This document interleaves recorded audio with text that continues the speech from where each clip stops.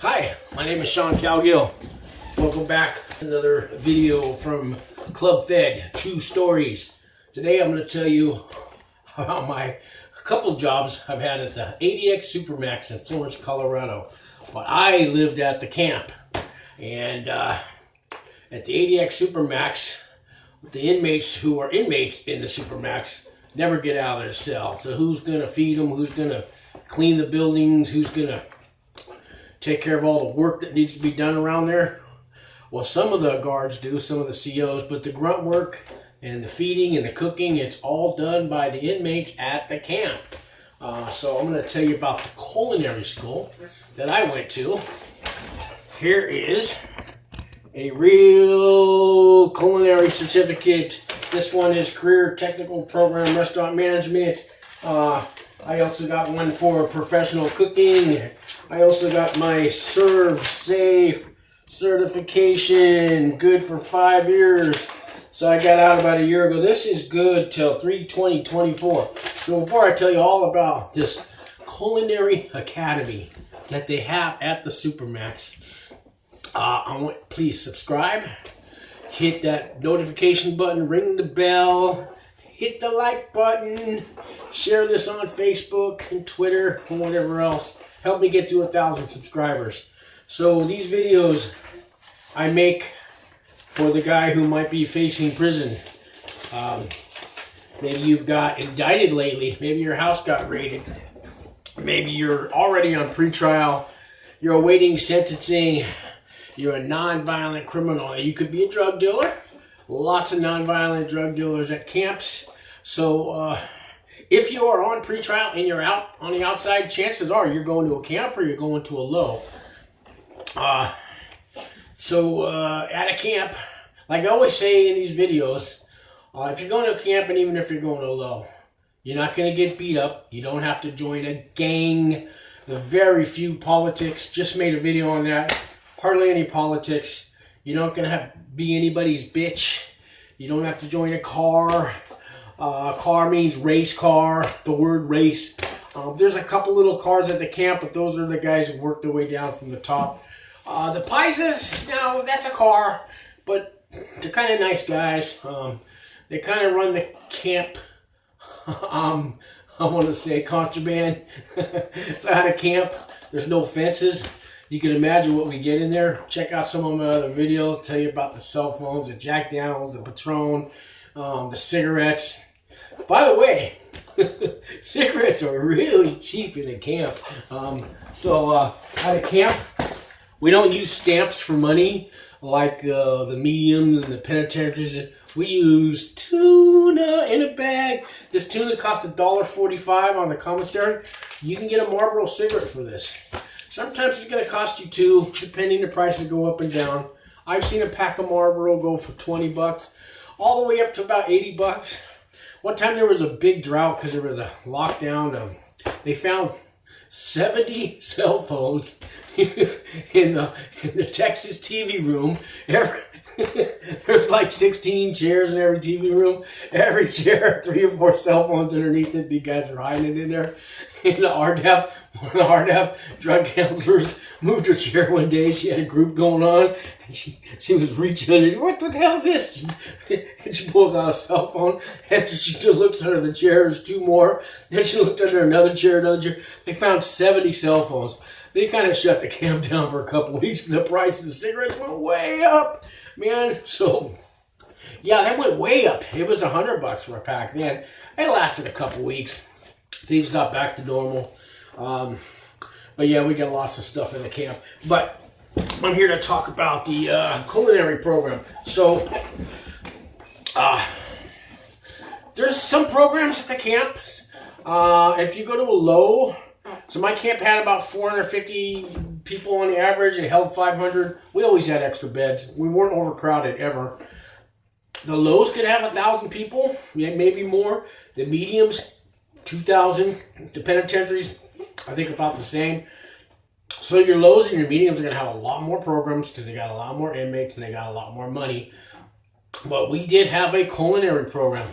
It's a real culinary program. It takes 900 hours to get your restaurant certificate and your restaurant management certificate. So there's a college nearby called Pueblo Community College, because I was in Florence, I was in Florence, Colorado, and so there's a few programs that the college comes out to do. Another one is solar power. They were working on a welding program.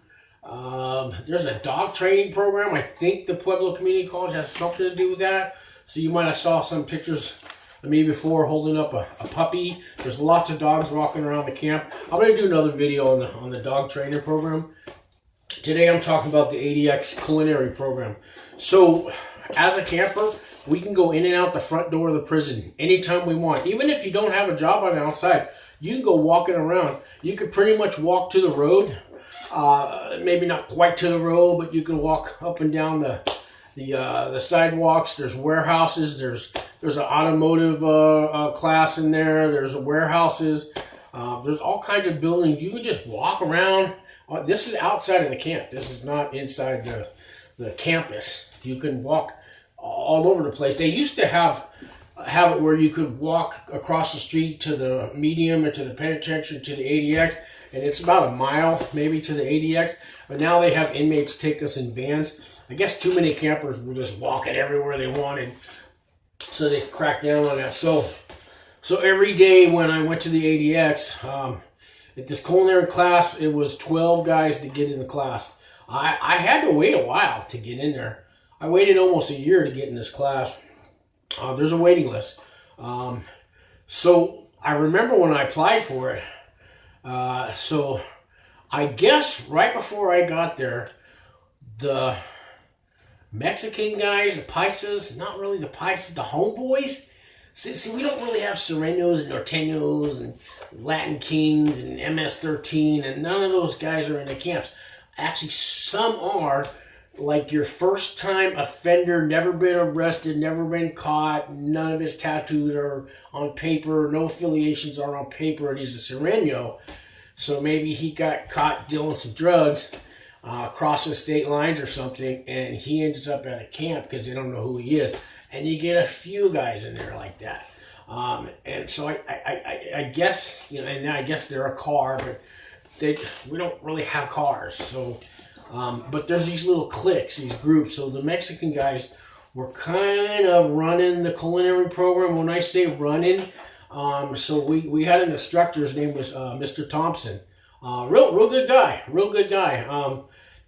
And he would check with all the guys in his class and say, hey, I got 2 guys that just applied here. Do you guys want them in? Do you guys want them out? Do you guys know who they are? And then these guys would okay the new guys to come and start the class. But they were starting to weed out. There wasn't enough of these Sereno, Paisa, Mexican guys in the camp to really hold it still. So they started letting other people in, like white guys and stuff, and black guys and all that. But I did get approached by this one homeboy when I applied, and he came up and gave me this 3rd degree. We work hard in there, and you can't just slack, and we got our thing going, and who are you, and all this. And I paid no attention to him. And later on, we got to know each other, we joke around and stuff. But I guess he did it to my other buddy Chris. He also came into culinary school later, and he approached him, and eventually he left. When I left, it was just, we had Mormons in there, white guys and black guys, and there was no more, nobody was holding the class anymore. So anyways, I get approved to go to this culinary school. So this is my first time going to the Adx Supermax. So there's other guys that work in the food program there. They do, which I did after my culinary class, so that's $900 for that. It's another $300 for the restaurant management course, and another $200 for the serve safe. So that's 1,200 hours I had to put in. This doesn't include weekends, and plus I had RDAP going, and that started later. I was a busy guy. So it was about a year for me to finish the culinary program. But other people who work in there feed El Chapo and the Unabomber, the Boston Bomber, and the Shoe Bomber, and I worked with them later. That's another video. I talked about it a little bit on another video. But maybe there's 30 guys that work at the ADX, maybe 40 from the camp. And so we wait outside in the parking lot for one of the town drivers, or no, it's not a town driver, it's an inmate driver, but it's an inmate like us who has a van, and all he does is just drive all around and pick people up and from different, from the camp to the medium to the penitentiary, and drops us all off. And so we have to wait maybe 2 or 3 van loads. We have to go in turns. So we all get dropped off outside the back gate of the Adx Supermax. Now, when they're bringing in an inmate and bringing out an inmate, like I was there when, Chapo came in, and when inmates come in and out, usually it's because they're going to the hospital or there's a new inmate coming in. They go through the back gate. So this has 2 sets of fences. It has a guard towers everywhere. And we had to go through, so inside the 2 fences, there's another guard in a booth with a metal detector that we have to walk through. And so we'd all stand outside. 3 or 4 or 5 guards would come out, and they're going to bring us inside of the Adx Supermax. So we all line up. They call our names off. They'd say, Cowgill, and then I have to go 1864911 here. And they go, okay, come on up. Then they're going to pat search me because they're worried, you can't bring any weapons inside as well as outside. Although, we always had these big, thick culinary cookbooks, big, thick book, right? And so they pat me down, and now I got to go through the metal detector. Well, while we're in the culinary school, we have to bring our books in and out. And they would let us set our books outside on a table. Then we go through the metal detector. Then we pick back up our book and we bring it inside. And I always used to joke about there could be a cell phone inside here, and I can slip it in the Boston Bombers tray, and it can get to him. And all he's got to do is put $50,000, to my people's on the outside. And if the Unabomber wants a cell phone, there's a way to get it to him. Thinking, still got that criminal thoughts, but it never happened. It's not going to happen. It's not my plan. We just used to joke around. The most secure maximum prison in the world. You would not believe how much stuff is stolen out of that every day by inmates. They mainly steal meat and cheese, but guys will steal onions and everything else. I mean, the smallest things is the biggest thing. And we also used to think of ways to escape the Adx Supermax if we were inmate. So I know 3 ways for an inmate to escape out of the Adx Supermax. But it would take some guards on the inside to help them out with. I don't want no FBI knocking on my door, but it's not escape proof. I'm sorry. But I did have a lot of good memories there, a lot of fun working there. It's a trip. So the first thing I noticed about all the cops, the guards, the COs, whatever you want to call them, a lot of times we call them cops, is how nice they treat you. Now at the camp, they kind of treat you nice. There's some dickheads and some real assholes. Usually the asshole ones they work at the penitentiary in the medium, and every 9 months they got to go work at the camp for 3 months, and then they do 9 months at the penitentiary. And they're kind of hardcore, and they're trying to bust you for everything. But most of the staff at the camp treat you like a human being. But when I got to the Adx Supermax, those guards were extra nice. And I even asked them, well, why are you so nice to us? And they goes, because we work with you guys every day. And we know your people and your campers, and we know you're getting out. And we want to have a pleasant environment here. We know that you're nonviolent, and like I did the crime and I did deserve time. So if you don't know all my videos, I did a 52-month sentence for wire fraud. I did false tax returns for homeless people and tweaker friends and drug addicts, and I got them all a whole bunch of money, and the government came after me. Now I owe the government $1.7 million. I have to pay $100 a month for the rest of my life. If I ever get an inheritance or something, they'll take that. I've been out about a year. I got 2 years to go on probation. They give you 3 years federal probation once you get out. So I did 4 years pre-trial. So the 3 years in the prison, that counts the halfway house time, and now 3 years probation. So it's a 10-year sentence, really.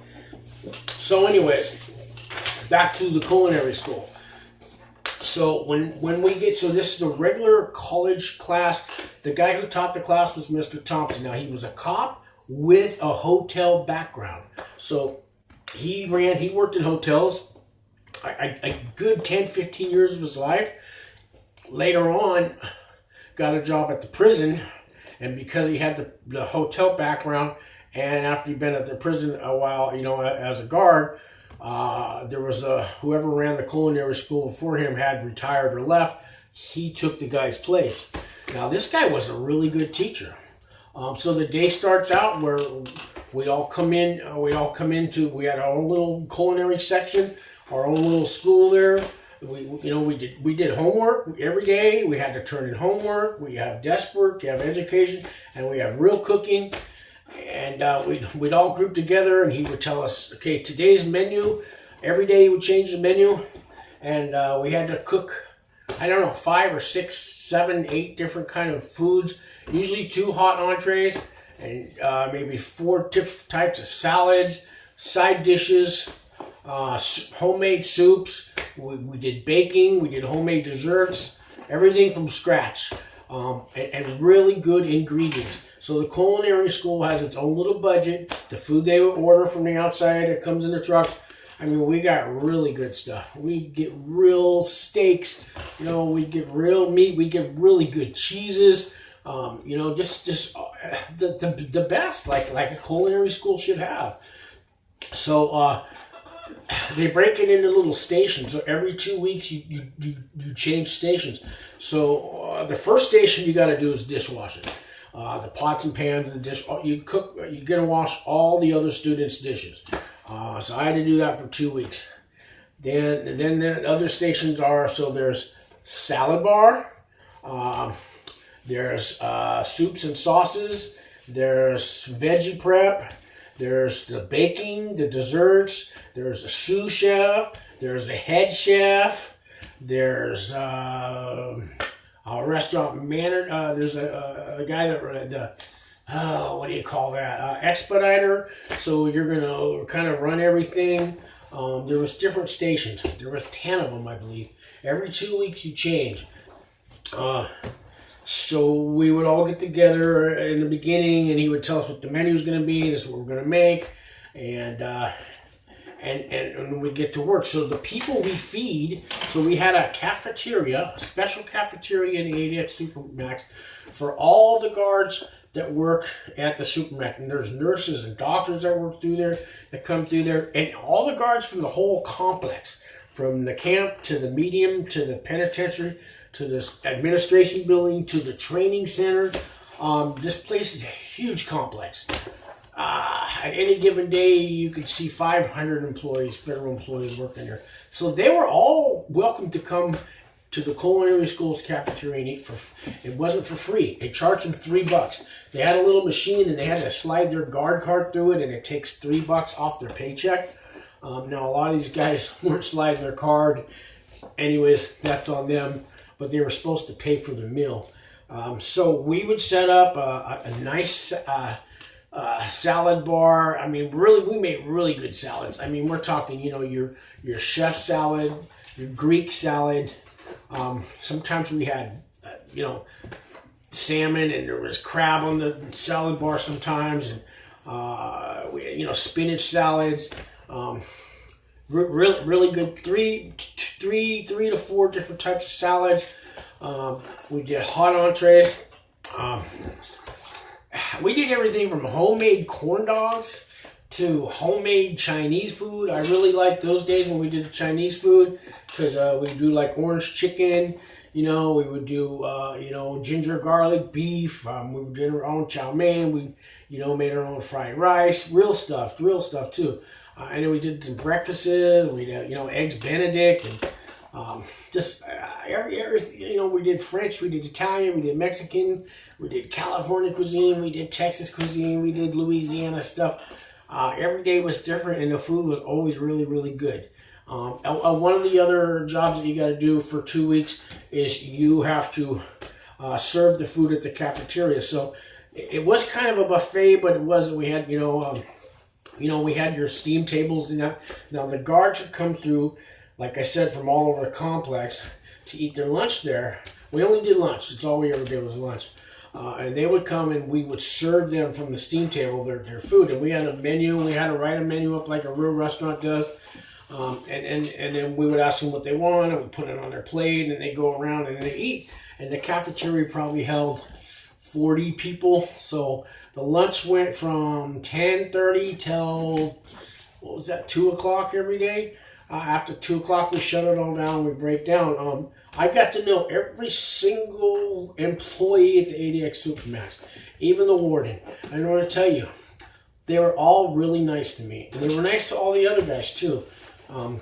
It just blew my mind how they would talk to you, and they talk to you about sports and the news, and you'd find out, about their kid going to college or their kid breaking their leg, and they got real personal with you. I could not believe. It still blows my mind today, because I know once they get inside and, the Boston Bombers, yelling at them about,